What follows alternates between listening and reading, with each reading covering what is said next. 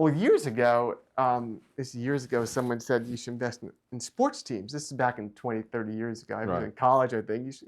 Everyone should invest in sports teams. Back then, sports teams weren't as valued as they were now.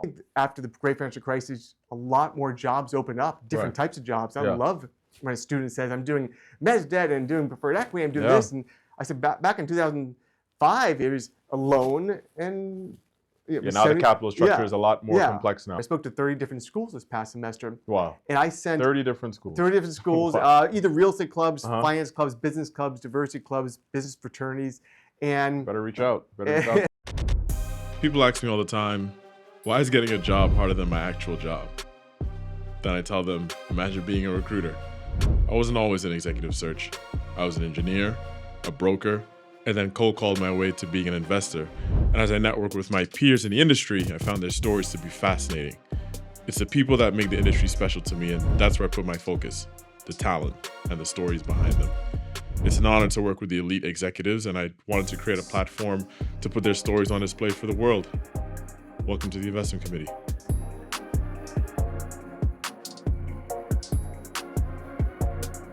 I'd like to welcome Mike Strug to the Investment Committee. Mike is the founder of the Young Real Estate Professionals Group and has worked in commercial real estate for 22 years and has spent most of his career on the debt side of the business.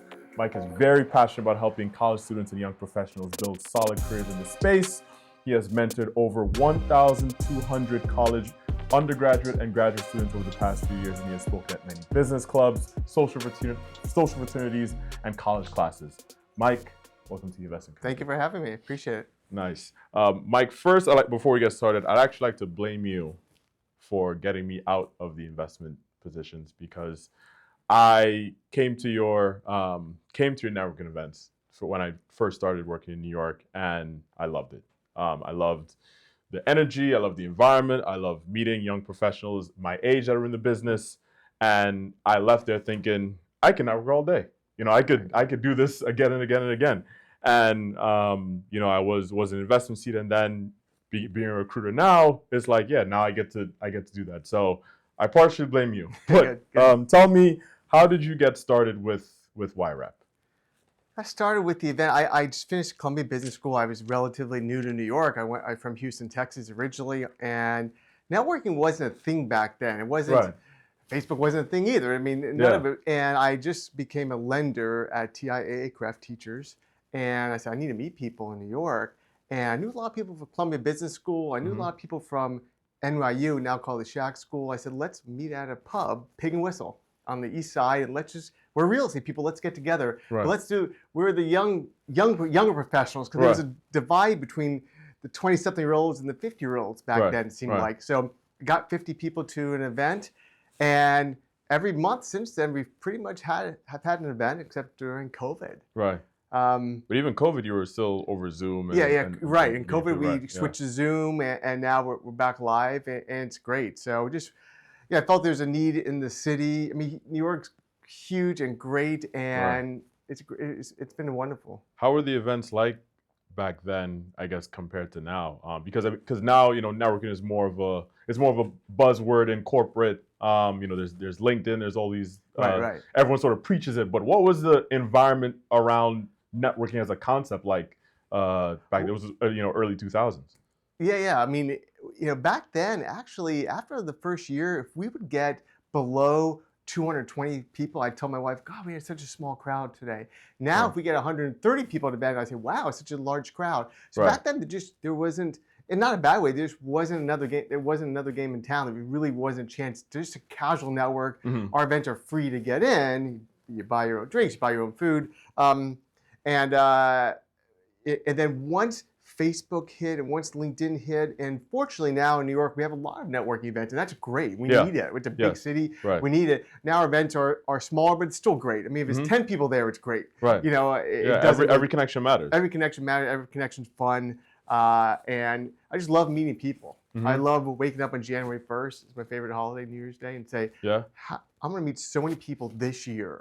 Forget about the past. Don't forget about it. But I'm going to meet people this year, going in every year. And that's what I do every January 1st. I'm going to set a goal. I'm going to meet thousands. Do you have like a written goal of like, okay, I'm going to meet you know, 200 people? Like what, or I don't know if it's hard like that, but what's like how do you keep track, or how do you say like, okay, like I'm gonna go to an event every month or every 2 months? What is I guess your cadence for it?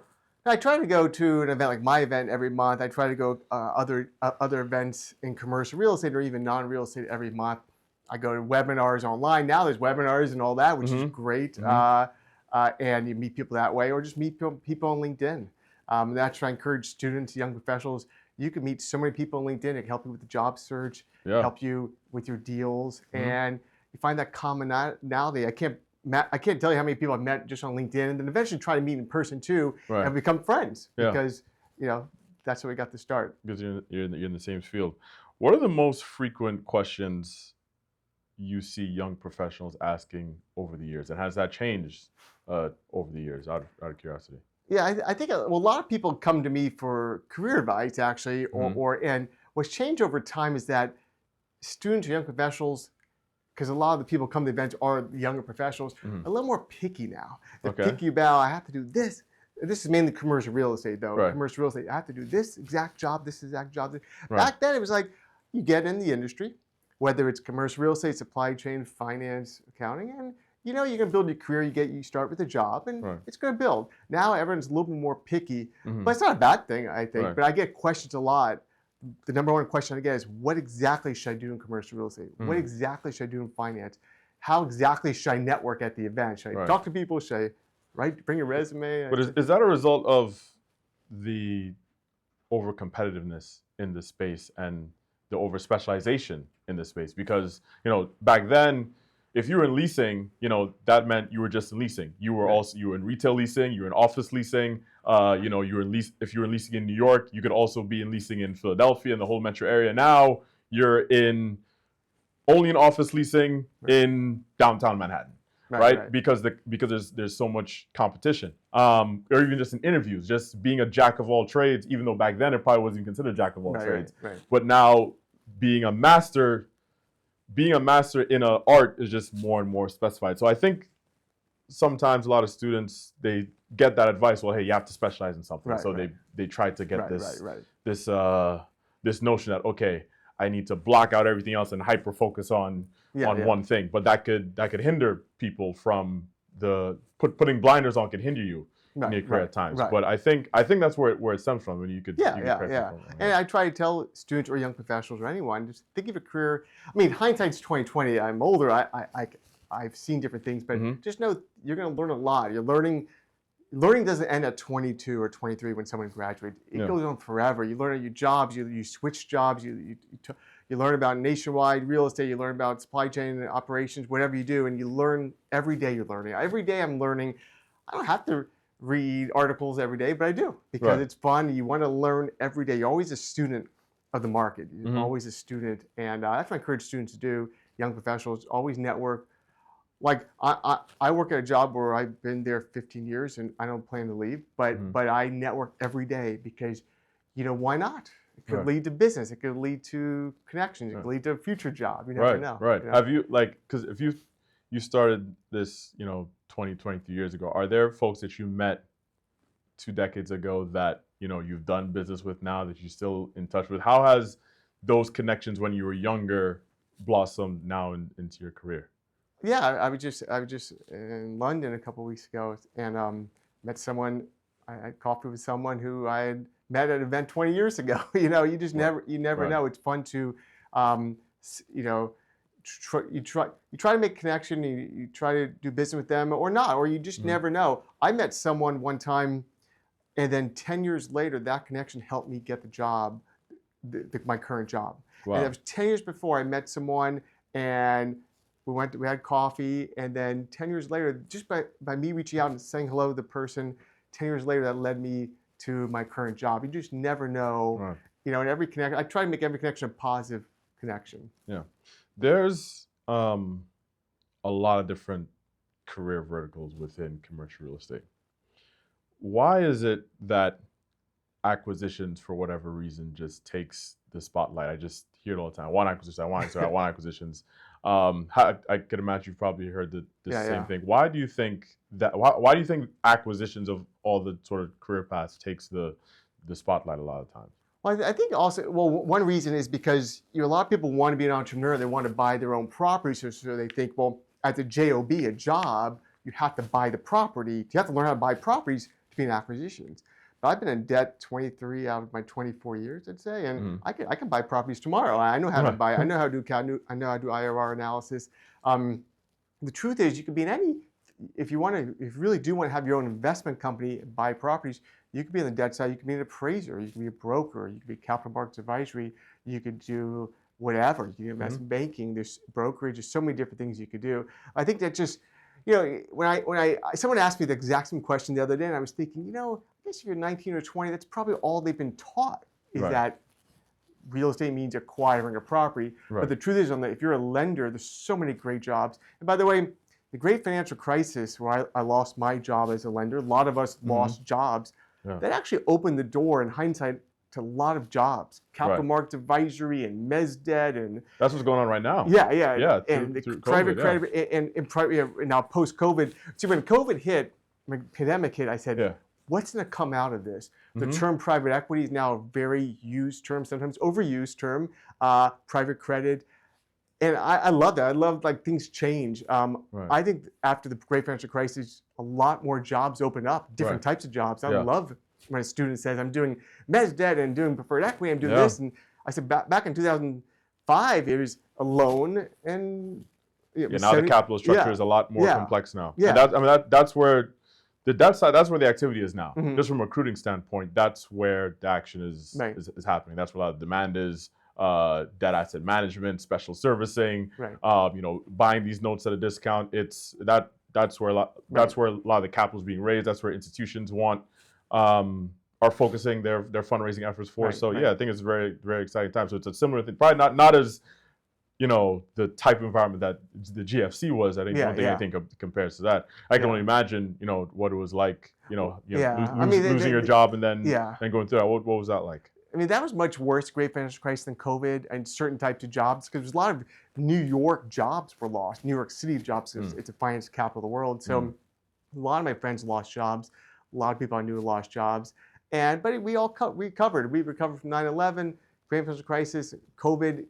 I was at a seminar last year, and they talked about real estate cycles or just economic cycles. And the older people were all, we're fine with the downturn. The young people were nervous about jobs because we've been through it. We know things go down. No one thought people would come back after 9/11. No one thought people would come back after the great financial crisis. And no one thought we'd come back after COVID. No one thought people would live in New York. And now look outside. Can't bet against the city. That's the lesson to be learned. I think it's because the characteristic of the people here, it's an ambition. It's it's a fight. We will win. We love the city too much for it to fail. Right. So I think that's also the attitude of it. And it's funny you said. I think I hear from especially the VP level for investment seats, whether it's on the debt side or the equity side, when they're making that next step to director or even director to managing director, a lot of the hiring managers would say, this person hasn't invested through a down cycle as yet.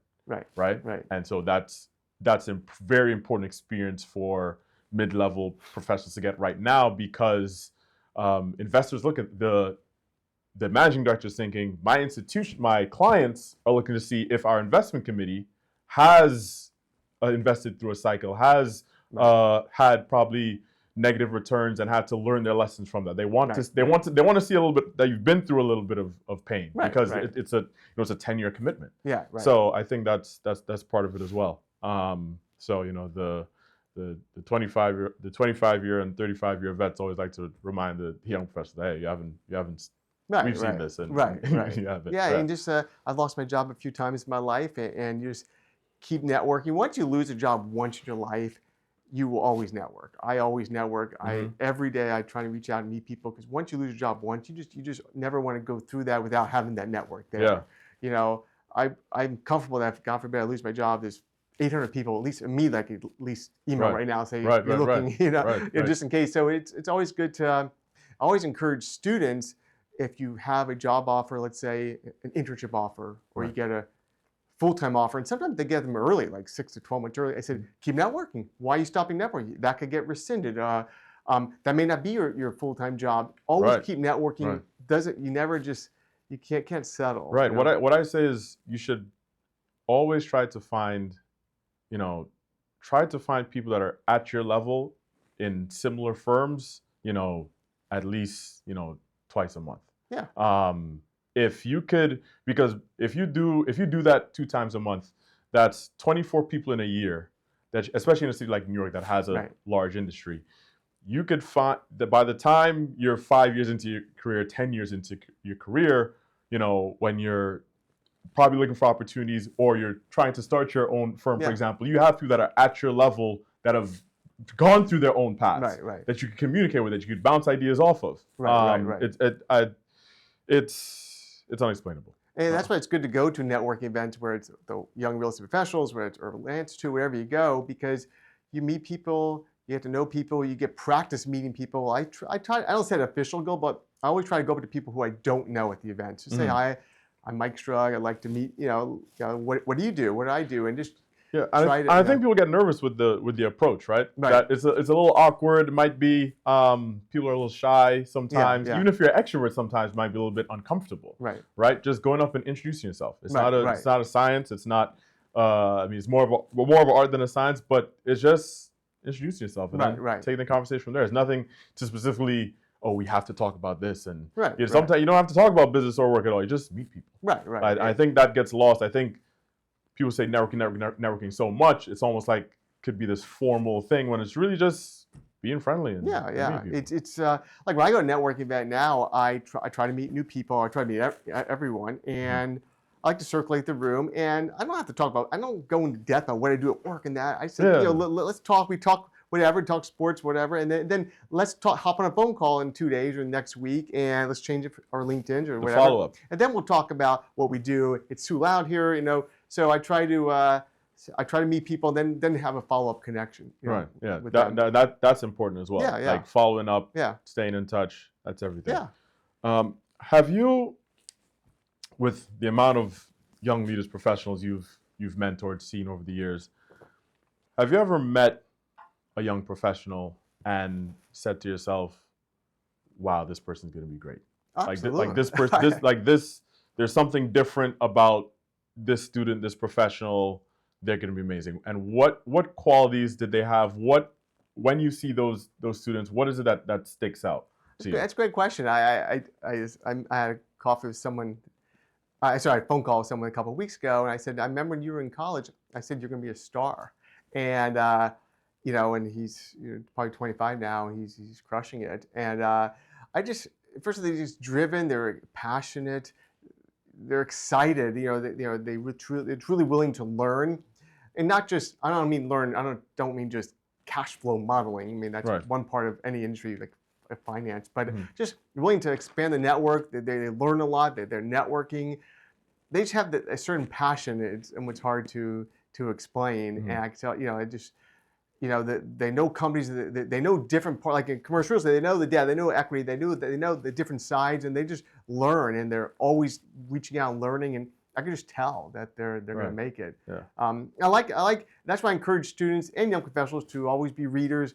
The more people you connect with on LinkedIn, the good part about it is it's not just you don't make random connections, is that a lot of people post articles. I get all my news feed from LinkedIn. Everyone posts articles about economics or finance or companies, and the more you connect with, the more you learn. You get news articles too. So I can just tell when I meet someone that they're gonna have a great career. They so you can tell someone who's driven and passionate. Because I get asked how do I differentiate myself? What are the tools that I need? But sometimes it's some folks are just gifted, right? Where they just have certain intangibles where okay, they'll be they'll and sometimes you don't have to be so different. Like I said, why do you differentiate all the time? Like there's so many. And a lot of students or young professionals don't realize there's so many companies out there. There's so many jobs. I spoke to a finance club this past semester. I spoke to 30 different schools this past semester. Wow. And I sent 30 different schools. 30 different schools, either real estate clubs, finance clubs, business clubs, diversity clubs, business fraternities. And better reach out. To them. And I put together a list of boutique investment banks and hedge funds. And I did that just by typing in LinkedIn investment banking analyst, investment banking associate, and I put together 100 of each. And I showed it to them, and I said, "This is in 10 minutes. I found 200 companies. It's not just about the top 8 investment banks. There's hundreds of investment banks. There is, and they should just expand their network. And you never know. There could be jobs at those companies. and that goes under the radar all the time because we always want like the headline and the shiny news, but there are a ton of companies that are under the radar. There's some companies that barely have a website. It's just a landing page, right? But they're amazing companies to work for, have a great culture. They're just under the radar. They do a lot of deals, but they don't necessarily in the press and in the media. Right. So I think it's the extra study of going above and beyond to say, okay, where could I go that everybody else is focused here? Where can I go where the camera's not looking? Right. Yeah. So and a lot of companies, great companies, especially here in New York, there's so many great companies, but everywhere there's small, medium, large, and in commercial real estate they do nationwide, local, and there's so many boutiques out there and private equity firms and pension funds and life insurance companies and this and that. I did a poll of, I do talk to a lot of students, and I asked them how many work at a local community bank as an intern, and a lot of them did. I said, these are great jobs. Why not? So just if I would advise any student, a young professional, just keep looking for companies. They're out there. It's a great business world out there. It's not, people think sometimes they're negative when you're young, oh, the business world's tough. It's great. You just got to meet people, expand your network, and you'll have fun. Yeah, that's great advice. Switching gears a little bit to the current investment landscape. You've been in the debt side for most of your career. Touched obviously, and that touched on equity at some points. And you've traveled around the world at the company. Where are we in the cycle now? I know you do a lot of CMBS work as well. CMBS is definitely the more cyclical part of the market. There are a lot of layoffs, especially on the sell side in CMBS last year. The market is coming back a little bit. Transaction activity was down about 75%. Seeing a little bit of uptick. Where are we now in the cycle? How are investors looking at the debt markets? Yeah, I mean, for me, I'm a little more bullish than most. I think I always have been, but I think there's always deals. I mean, you're right. The office sector is having issues with occupancy issues, with cap rates going up, and tenants don't want to be at office properties anymore. Now, during COVID, no one stayed at a hotel for a year, I think, right? No one stayed at a hotel. Shopping centers had problems back in the day. So right now the office sector is having issues. But I think in the long run, it'll all play out.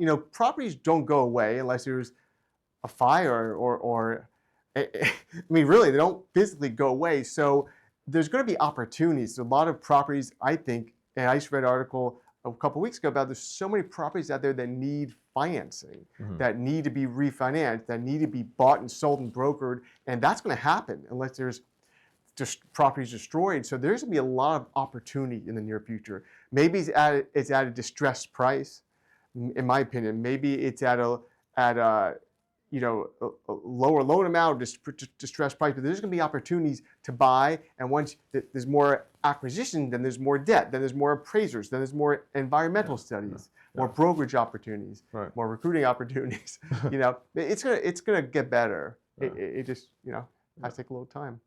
Where do you think the buyers are gonna come from? I've been seeing entrepreneurs, MDs, partners starting their own firms. I think COVID has made people take a step back and sort of reevaluate what they want to do in their career, the legacy that they want to have, and they're starting their own shops. But where do you think? I think it's just a completely new sea change. This commercial real estate is going to look completely different. The next 5 years. Where do you see the growth of firms? But how do you see things changing overall in the industry? It may be these private investment firms, private equity firms, or family offices.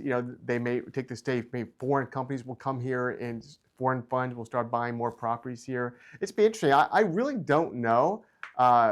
Who's going to be buying everything. I mean, in 2 years we'll look back and we could identify it. But I think there's going to be a lot of funds. It's such a global economy and global world now, and it'd be family offices and international companies. They're going to come in and buy properties once we hit a level that I think that prices hit a level, and I think it's going to happen. So you think the sharks are waiting? Yeah, and it happened in 2000. In all the cycles, these companies came in, they bought properties, they got financing, came back, and it just has cycled through. And Right. it's hard to say. You're right. There's a lot of these smaller companies coming together. They call themselves private equity firms, what have you, and they're buying properties. I think we'll see an uptick with that. I'm hoping by the end of the year into next year we see more transactions. It's all about more deals. Right. Again, as I mentioned, then the debt comes, then the brokerage comes, and the appraisal, the environmental studies, engineering studies, the jobs. That's why when I talk to someone who's looking for a job, I say, keep networking. It's going to happen. There are companies that need to buy. There's going to be a need to buy properties, and you got to stay with it. Gotcha. Will we ever see Mike Strug acquisitions come out there and bring the network together and sling some deals? maybe one day. You never know. I mean, there's again a lot of opportunities, and so I have to brush up on my IRR analysis and all that. I actually like, even though I don't do it for I like teaching cash flow analysis. I mean, once you learn it, I think now when you apply for jobs, they make you take a test. Definitely. But I like doing them. I don't mind doing. Once you know how to do them, it is kind of fun to put together a cash flow model. Yeah. Study your modeling, please. Study your modeling. If you were in whether it be a different asset class or whether it be a different industry together, what do you think it would have been? I know, obviously been in real estate your life, but have you ever thought about Absolutely. looked at other things and said, like, I probably would have done this or done that, whether it's a profession, whether it's a different investment class? What have you, thought about? Well, number one, recruiting. I've always been in recruiting. We've talked about that a little bit. And a professor. I mean, when I was in college, I went to Tulane undergrad. I was a math and econ major, and my goal was to be a professor, a math professor, economics professor. And I went to my hometown school, Rice University, a small school in my hometown, Houston, in a PhD program to become a professor. I actually left after a year, got a job with Prudential, now a PGIM, and in Houston, and that launched my career. Wow. Eventually I used some of the credits, and I ended up getting an MBA here at Columbia Business School. Right. But I was going to be a professor. And I think that's why I like to mentor and teach. I love teaching. I love mentoring. I mean, in some ways, you're the professor of the industry. Exactly. I mean, there are folks that are 10, 15 years in your career that went to your events, and now, they still look to you. Right. For advice and mentorships, right? Right. And then after COVID, our networking group started a college workshop for college students. And you've been your guest speaker a couple of times, where students can learn about careers in commercial real estate. And it's fun just teaching different aspects of the industry. And a lot of my guest speakers were people in their 20s who remember college from 5 years ago, 4 years ago, and they explained, this is how I got from my internship to my first job to second job, and it's great. And the cycle, if we all pay it forward and help each other out, it's awesome. That's great. What have you learned about yourself in being a leader? I learned myself. I mean, sometimes I do too much leading. I need to give authority, have other people help, and people want to help. Like my networking event, we've had so many great people help lead it with me, which has been great. And I need to learn, to bring on leaders. A great leader has other leaders too. Right.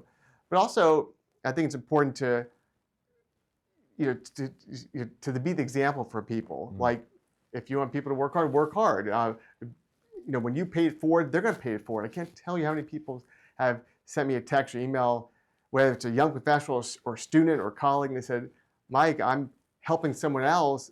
I want to let you know I'm helping someone else with his or her job search, or helping her with whatever, because you did that for me, and I'm going to do it for them. Right. So I love when I get that feedback. It's really awesome. So just try to be a good example for people. Right. You have to let people do some more of the work and not take it all on your shoulders all the time. Exactly right. Understood. What would you say is the best investment advice you've gotten? And then, is there any investment advice you've gotten that's like mainstream that you disagree with? Well, years ago, someone said you should invest in sports teams. This is back in 20, 30 years ago. I was in college, I think. Everyone should invest in sports teams. Back then, sports teams weren't as valued as they were now. Right. NFL, NBA, they weren't as valued. Soccer was just, MLS was just starting. How would you go about investing in sports I don't know, teams? but I got that a couple of times. I remember back in the 90s, you should invest. I was working at a small company in Houston, I remember meeting some people for lunch, and they were starting to invest in one of the teams. I forget which team. And I said, "Oh, that'd be interesting to invest in a sports team," but I never did. But there's so many opportunities I think out there to invest. What would that valuation be like now if you did invest in that sports team? Well, I don't know. I mean, because all these franchises are billions now. I think, right? All these sports teams, minor league teams, are doing well too, and it was just interesting. I never, and I think now, I mean, everyone has their own investment platform or criteria, and there's so many things you can invest in. Like if you want to invest in commercial real estate, you can buy properties, but you can also buy stocks, real estate investment trust stocks. You could probably buy whatever. You could buy a house, you could buy a condo, you could buy whatever apartment. I met some friends a couple months ago, and they just bought a couple apartment properties in Charleston, South Carolina. They're starting their investment company. So you have to find, I think, the niche. Southeast is definitely the hot market. The Southeast, and you got to find your niche, whatever your niche is. There's no right or wrong. Whatever your niche is, go after it. If you want to buy apartments near a university because you went there, you know that area, that's great. Do that.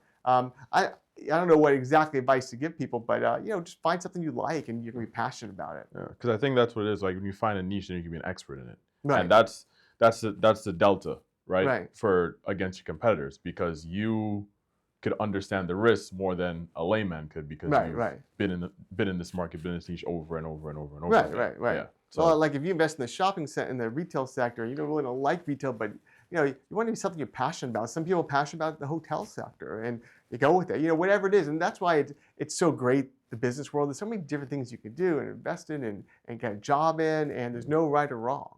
Yeah. Where would you say your niche would be if you had to pick one? Like where or what excites you the most when you're looking at different opportunities?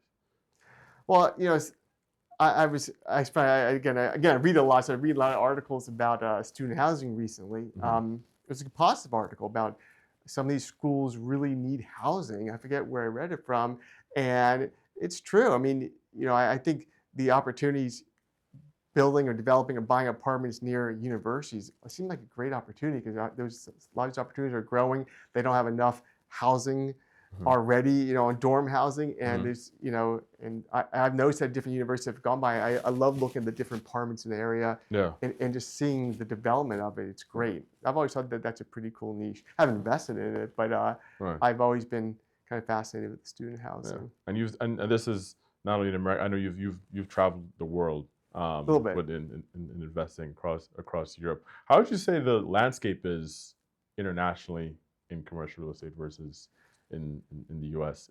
as far as like whether maturity of the market, how different investors, different clients look at commercial real estate, if there's a different sort of ideology.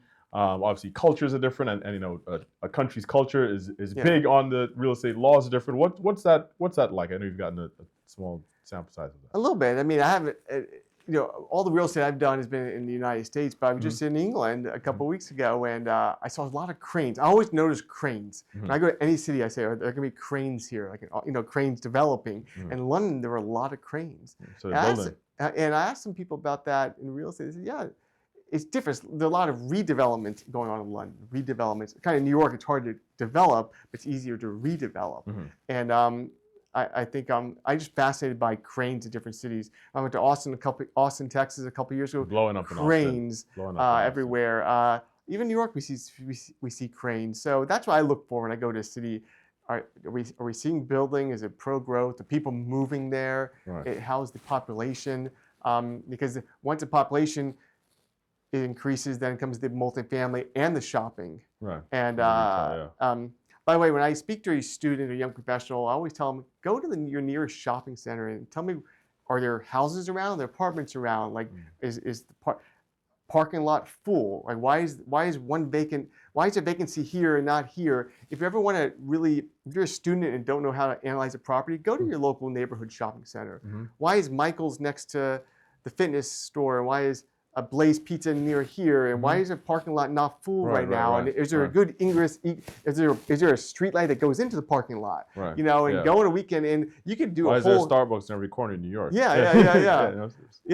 And shopping is the easiest thing, the fun thing in your neighborhood. Anyone could go and do like a full page, 2-page. I think one of the workshops we had, you had to pick your neighborhood shopping center and just do a 2-page paper on everything, the dynamics, the vacancy, who are the tenants, is it busy, did it go in? That's how you build intellectual curiosity. That's how you just asking why and then going down, that rabbit hole of trying to figure it out.